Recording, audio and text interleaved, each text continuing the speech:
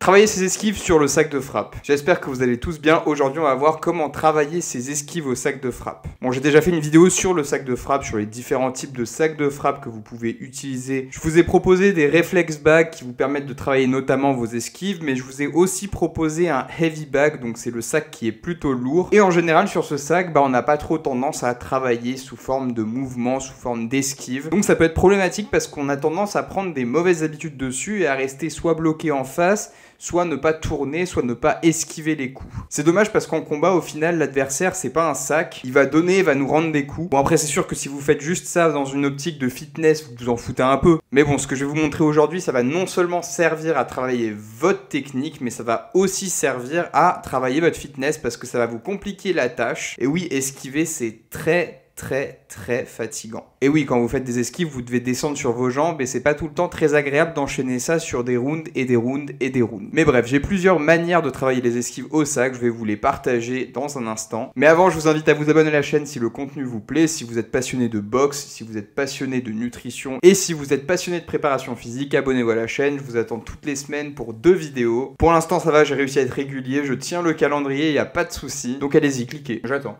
je bouge pas. Je rigole, bref.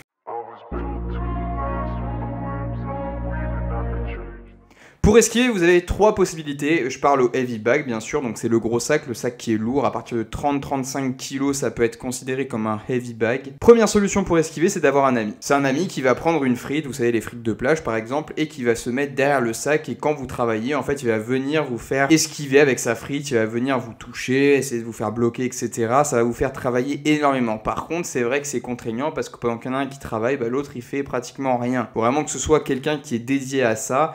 Limite c'est l'entraîneur qui est payé pour ça. Et en France ce cas de figure il arrive pas souvent parce que les entraîneurs ils sont souvent bénévoles. Mais bref, ça c'est un autre sujet. Vous avez cette possibilité là. Après vous avez la possibilité d'imaginer des esquives. Donc par exemple vous êtes au sac, vous travaillez, vous enchaînez les coups. Et là vous vous dites entre chaque coup, à chaque série, à chaque fin de série plus précisément, je vais faire une esquive. Donc là forcément ça rend le truc beaucoup plus dynamique puisqu'à chaque fois que vous travaillez vous devez esquiver derrière, que ce soit en latéral, que ce soit en rotative, que ce soit sur le côté, que ce soit des décalages, vous devez toujours faire un mouvement à la fin de votre enchaînement et ça rend le travail beaucoup plus contraignant, beaucoup plus dynamique. Mais bon, c'est vrai que c'est un petit peu contraignant, c'est pas facile à mettre en œuvre et c'est pas facile de s'en rappeler non plus. Moi, je préfère la 3e solution, donc c'est celle que j'utilise maintenant. C'est simplement d'attacher un élastique autour du sac et de l'attacher à un point fixe dans la pièce. Mais un point fixe qui soit bien solide, hein, pas un truc, une petite étagère qui va partir avec le sac. Non, attachez-le à un endroit qui soit fixe, qui soit solide. L'élastique, en fait, il va vous permettre de travailler et d'esquiver en même temps parce que vous allez frapper au sac et les mouvements du sac vont faire que l'élastique va aussi se déplacer et vous allez devoir l'esquiver, passer sous la corde et à chaque fois ça va vous faire travailler les esquives.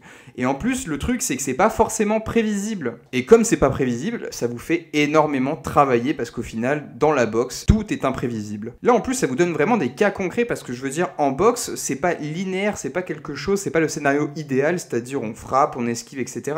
Des fois on se retrouve dans des positions qui sont quand même incongrues. Et là l'élastique ça va vous forcer à vous retrouver dans ces positions là. Par exemple vous allez venir faire un enchaînement 1-2 crochet en bas au corps et vous allez vous retrouver sous l'élastique pratiquement. Il va falloir refaire une esquive pour bien vous placer. Et ça concrètement c'est un combat de boxe, c'est comme ça que ça se passe. Tout n'est pas beau, tout n'est pas rose, tout n'est pas carré. Il y a des moments où concrètement on se retrouve dans des positions qui sont improbables. Donc franchement faites le test, vous allez voir qu'en plus de ça c'est beaucoup plus sympa, c'est beaucoup plus ludique de s'entraîner comme ça parce qu'en fait le sac de frappe je veux dire au bout d'un moment c'est ennuyant. Mais là en fait ça rajoute un petit truc, je sais pas comment l'expliquer, mais il faut toujours être vigilant, il faut toujours être attentif et au final c'est beaucoup plus plaisant de s'entraîner sur le sac de cette manière là. Testez, faites le test.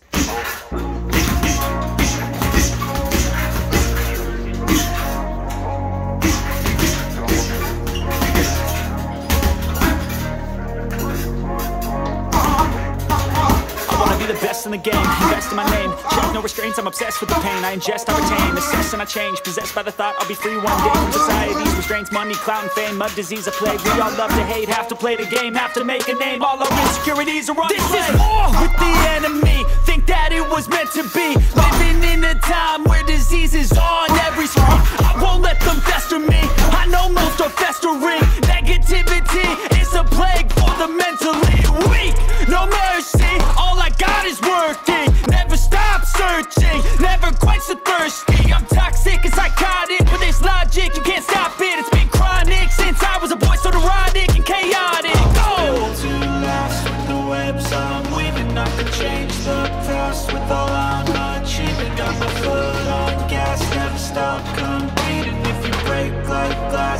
this life's gonna eat 'em.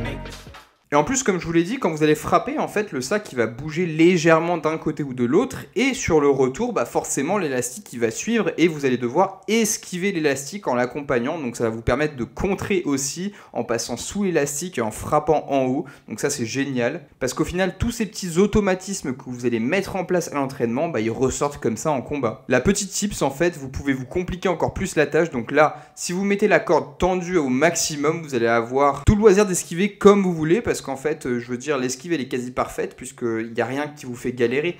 Par contre, si vous détendez légèrement la corde, alors là, vous allez pouvoir esquiver qu'à certains moments. Et là, les moments où vous allez pouvoir esquiver, en fait, c'est quand le sac est loin. Parce que quand le sac est loin, il tend l'élastique et c'est le moment de passer en dessous. Par contre, quand le sac revient vers vous, impossible d'esquiver. Forcément, la corde est détendue, vous ne pouvez pas passer en dessous. Et ça, concrètement, c'est pas non plus bête parce que c'est vrai que c'est beaucoup plus difficile de faire des esquives rotatives au corps à corps. C'est beaucoup moins intéressant qu'à longue distance. Si vous regardez des combats de Mike Tyson, souvent, ce qu'il faisait, c'est qu'il faisait les premières esquives rotatives de loin et il se rapprochait de l'adversaire pour mettre des énormes crochets. Bah concrètement, le fait de ne pas trop tendre l'élastique, ça va vous permettre de faire ça. Et si vous êtes un boxeur qui est petit de nature, que vous boxez tout le temps des adversaires qui sont beaucoup plus grands que vous, bah c'est typiquement le cas de figure qui va se présenter à chaque fois, quoi. Donc là, vous avez tout intérêt à travailler comme ça sur le sac. Enfin bref, je finis mon speech ici parce que je pense que je vous ai convaincu de l'intérêt de faire ça. En plus, c'est pas non plus un truc qui va vous coûter des milliers et des cents, je veux dire, c'est juste un élastique que vous achetez chez Leroy Merlin par exemple. Vous prenez un élastique qui soit quand même assez long pour pouvoir l'attacher sur un point fixe de la pièce, je le rappelle. Ne l'attachez pas n'importe où parce que sinon vous allez sûrement faire tomber l'étagère sur laquelle vous l'attachez, donc attachez-le plutôt à une poignée de porte, je sais pas, bloquez-le dans l'angle de la porte, ça peut être pas mal aussi.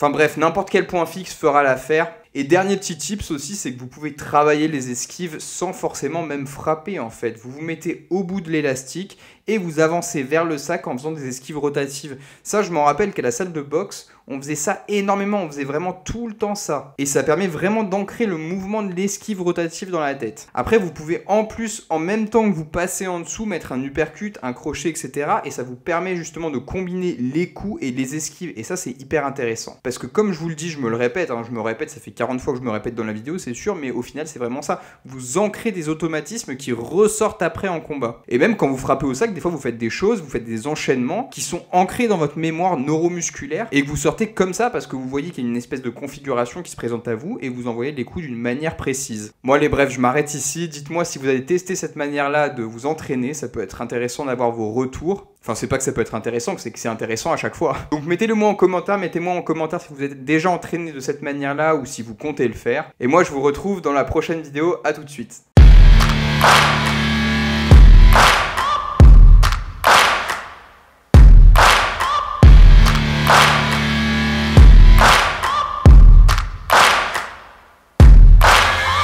Searching for greatness in a sea of the dying and shameless, a sea of the aimless. I don't wanna be one of the nameless. I'ma wake up with the mindset that one day I'm gonna make it. And I don't think I'll be fine if I don't break my limitations. Don't try to stop me, I exist to write my own story. I'll make a decision if I want some peace or if I want the glory, yeah. Don't want a life that is complacent or possibly boring.